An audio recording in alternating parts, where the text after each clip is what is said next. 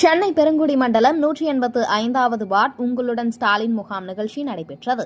இந்நிகழ்ச்சியில் சிறப்பு அழைப்பாளராக சோழிங்கநல்லூர் சட்டமன்ற உறுப்பினர் எஸ். அரவிந்த் ரமேஷ் கலந்து கொண்டு முகாமை துவக்கி வைத்து பார்வையிட்டார்.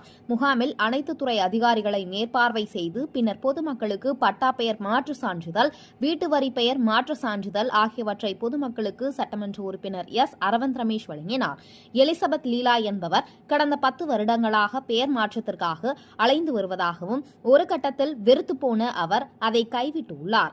இந்நிலையில் சென்னை அடுத்த உள்ளகரத்தில் நடைபெற்ற உங்களுடன் ஸ்டாலின் நிகழ்ச்சியில் சம்பந்தப்பட்ட அதிகாரியை பார்த்து 10 நிமிடத்தில் பெயர் மாற்றி விட்டதாகவும் இதற்கு தமிழக அரசுக்கு நன்றி தெரிவிப்பதாகவும் அவர் கூறினார்.